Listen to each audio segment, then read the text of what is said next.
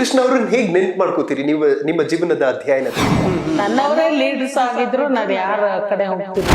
ಡಿನ್ನರಿಗೆ ಕರೆದಾಗ ಅವರ ಹೆಂಡತಿ ಮಗಳು ತುಂಬಾ ಪ್ರೀತಿಯಿಂದ ನನ್ನನ್ನು ಮಾತಾಡ್ತಿದ್ವಿ. ಜಾತಿ ಲೀಡರ್ಶಿಪ್ಗೆ ಜಾಸ್ತಿ ಜೀತು ಬೀಳೋದಿಲ್ಲ.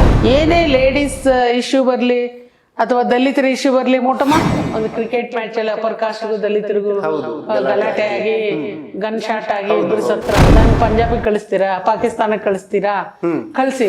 ಈ ರೀತಿ ದೌರ್ಜನ್ಯ ಮಾಡೋದಿದೆಯಲ್ಲ ತಪ್ಪು ಅಂತ ಜೋರಕ್ಕೆ ಕೂಗಾಡಿದೀನಿ. ಈಗ ಎಸ್ ಎಂ ಕೃಷ್ಣ ಅವರ ಕ್ಯಾಬಿನೆಟ್ ಅಲ್ಲೂ ಮಿನಿಸ್ಟರ್ ಆಗಿದ್ದವ್ರು ನೀವು. ಎಸ್ ಎಂ ಕೃಷ್ಣ ಅವ್ರನ್ನ ಹೇಗ್ ನೆನ್ಪು ಮಾಡ್ಕೋತೀರಿ ನೀವು ನಿಮ್ಮ ಜೀವನದ ಅಧ್ಯಯನದಲ್ಲಿ ಅಂತ?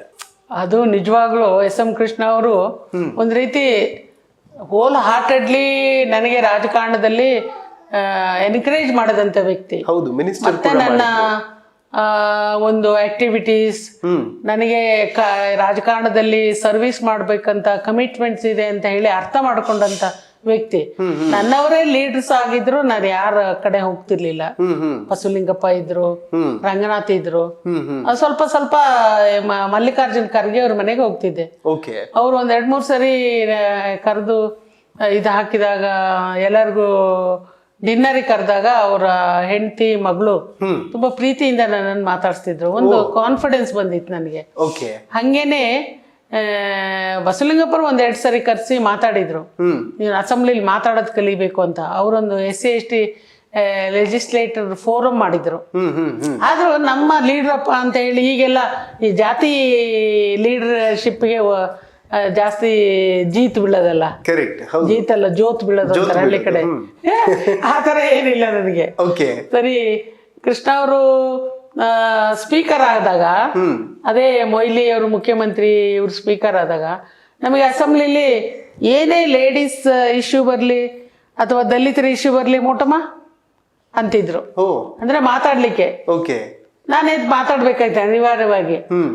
ಹಾಗೆ ಈ ಬದನವಾಳು ಇಶ್ಯೂ ಬಂತು. ಬದನವಾಳು ಇಶ್ಯೂ ನಿಮ್ಗೆ ಗೊತ್ತಲ್ಲ, ಒಂದು ಕ್ರಿಕೆಟ್ ಮ್ಯಾಚ್ ಅಲ್ಲಿ ಅಪರ್ ಕಾಸ್ಟ್ಗೂ ದಲಿತರಿಗೂ ಗಲಾಟೆ ಆಗಿ ಗನ್ ಶಾಟ್ ಆಗಿ ಇಬ್ರು ಸತ್ರಲ್ಲ.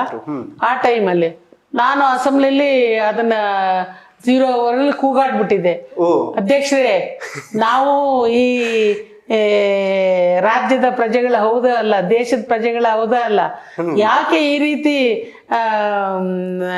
ದೌರ್ಜನ್ಯ ಮಾಡ್ತಾರೆ, ಯಾಕೆ ಈ ರೀತಿ ಒಂಥರ ಏನ್ ಹೇಳ್ಬೇಕು ಹೀಗೆ ನಡೆಸ್ಕೊಳ್ತಾರೆ, ಮನುಷ್ಯನ ಆ ತರ ಟ್ರೀಟ್ ಮಾಡಲ್ಲ. ನಾವ್ ಎಲ್ಲಿಗೂ ಕಳಿಸ್ತೀರಾ ನಮ್ಮನ್ನ? ನಾನು ಪಂಜಾಬಿಗೆ ಕಳಿಸ್ತೀರಾ, ಪಾಕಿಸ್ತಾನಕ್ಕೆ ಕಳಿಸ್ತೀರಾ, ಕಳ್ಸಿ. ಇಲ್ಲಿರೋದ್ ಬೇಡ ಅಂದ್ರ ಈ ರೀತಿ ದೌರ್ಜನ್ಯ ಮಾಡೋದಿದೆಯಲ್ಲ ಅದು ಸರಿ ಇಲ್ಲ. ಮತ್ತೆ ನಡೆಸ್ಕೊಳ್ಳೋದಿದೆಯಲ್ಲ ಅದು ತಪ್ಪು ಅಂತ ಜೋರಕ್ಕೆ ಕೂಗಾಡಿದೀನಿ. ಎಲ್ಲರೂ ಹೀಗೆ ನನ್ನ ನೋಡ್ತಿದ್ರಂತೆ.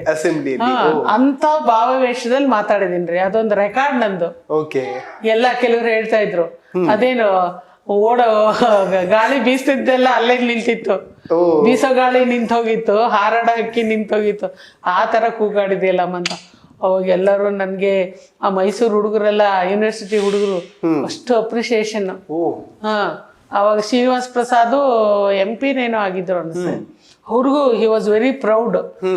ಯಾರು ಮಾತಾಡಿಲ್ಲ, ಇಷ್ಟು ಧೈರ್ಯವಾಗಿ ಮಾತಾಡಿದಾರೆ. ರೂಲಿಂಗ್ ಪಾರ್ಟಿಯಲ್ಲಿ ಇದ್ಕೊಂಡು, ರೂಲಿಂಗ್ ಪಾರ್ಟಿಯವರು ರೂಲಿಂಗ್ ಪಾರ್ಟಿಯನ್ನ, ಗವರ್ಮೆಂಟ್ ಅನ್ನ ಹಾಗೆ ನೇರವಾಗಿ ಕಂಡೆಮ್ ಮಾಡಂಗಿಲ್ಲ, ಅಟ್ಯಾಕ್ ಮಾಡಂಗಿಲ್ಲ. ಅದು ಪದ್ಧತಿ. ಮೈಲ್ಡ್ ಆಗಿ ಹೋಗ್ಬೇಕು.